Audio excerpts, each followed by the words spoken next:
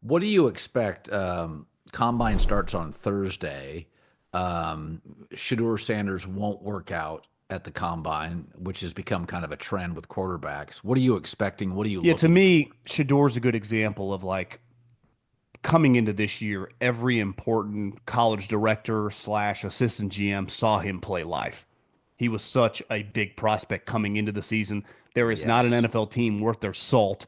And every team, once they realized we needed a quarterback, probably saw him multiple times play games. So it's Yep. the combine for him. And I'd even say the same thing about Cam Ward. Remember, when he transferred to Miami, he was the number one, essentially free agent in college football. I think it would go for him as well, which wouldn't shock me if he doesn't throw. Though Shador isn't, some elite prospect in terms of his qualities. Like if you're Josh Allen, you Yeah. should throw at the combine. Why? You're throwing 100 miles an hour. I remember Lamar Jackson when he got all the pushback about Polian's comment about the wide receiver. He's like, I'm not going to run. It's like, Lamar, you're going to run a 4.2. Everyone's head's going to turn and you're going to be the talk of the combine. It was a mistake not running. Now, granted, it all worked out. I don't blame Shador for not throwing in this environment because it's not the best environment. If I'm Cam Ward, you have a huge arm, throw. I would. No one Yeah. cares about completions, incompletions. You're throwing people you don't know. Let that ball rip as all the coaches and GMs are sitting there in the boxes and in the seats right there in Indy. So I think those two guys, and a huge part of the combine is the interviews. And with a quarterback, and I would throw Jackson Dart in here, who I think is going to gain some momentum as a potential first round pick, is the person. Like, what are you like as a guy? I mean, last year you see some of these clips. It was a pretty high level class. Jaden Daniels, really high level Yeah. guy. Obviously, Caleb, everyone had known him for years, and he was a lock to go number one. But Drake May, Michael Penix, I mean, Bo Nix, like JJ McCarthy. So it was like they're going to crush these interviews. Coaches, this is the first, the GMs and the scouts have been watching these guys for years. The coaches, NFL coaches don't really watch as much college football as the average fan would think. The head coach might have it on, Yeah. Andy Reid does, but a lot of guys are just so tunnel vision. They don't know that much about these players and definitely have never met them and a lot of times haven't really evaluated them. So this is kind of their first exposure. So meeting them as a human being and getting to know the guy and getting to know like their football smarts and their football IQ, it's a huge, huge moment for all the guys that, are in the mix to. I mean, all these guys are going to get drafted. The majority of the guys go to the combine, but definitely the guys that have like the ability to get drafted in the first round. I mean, there's just a lot of money on the line, getting drafted high. Yeah, the combine's interesting. I think I was into it more 10 years ago, and I think some coaches feel the same way. They don't necessarily, some go, some don't.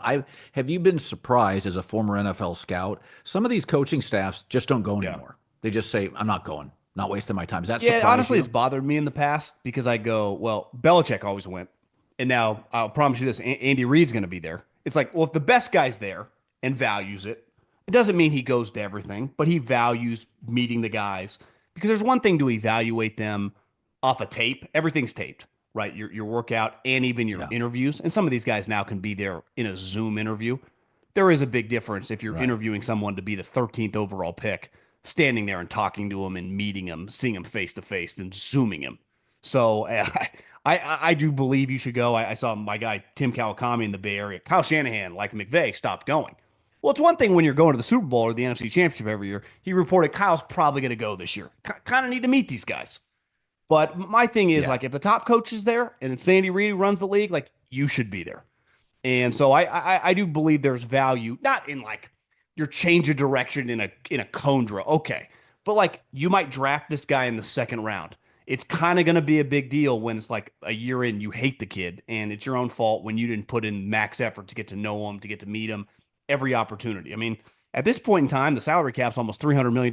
This is pretty big business. These are your most Yeah. important assets. So I do think the value is more less about the running and catching the gauntlet drill and more just sitting with the kid and interviewing him and being there Yeah. with your coordinators. Not every coach needs to go, but to me, the head coach and the coordinators should all be present with the scouting staff. Sorry to interrupt this great video, but please remember to like and subscribe. Thank you. Now back to the video. It's interesting. There's going to be, you can go back to last year's draft, the year before. There are certain things that are just innate, they're true, you can't argue them. there's going to be a couple players in the top 15 that will be busts. They just won't be very good. And for a variety of issues. Rome Odunze is talented. He wasn't as good as I thought as a rookie. I think I thought there'd be more splash, but I think a lot of it was such a mess. Yeah. It was all a mess. And I think he'll bounce back. I'm going to throw Travis Hunter out as a player that could underachieve. So I don't doubt he's good enough to be a number 2 receiver in the NFL and a number 1 corner. I don't doubt either. But to ask to be both, if you had a great linebacker who also played tight end, it's undeniable that the physical toll would hurt what you're best at. I would put him at corner, but he wants to be a receiver. I don't know if he's a number 1 receiver in the NFL, maybe on a weaker team. He's certainly good enough. But you can't be a number 1 receiver if you have a young quarterback who's trying to get reps, confidence, and timing. It's a timing position. Running back isn't. Cornerback isn't. High school to college, college to the pros, running back and cornerback, you can walk in and just play.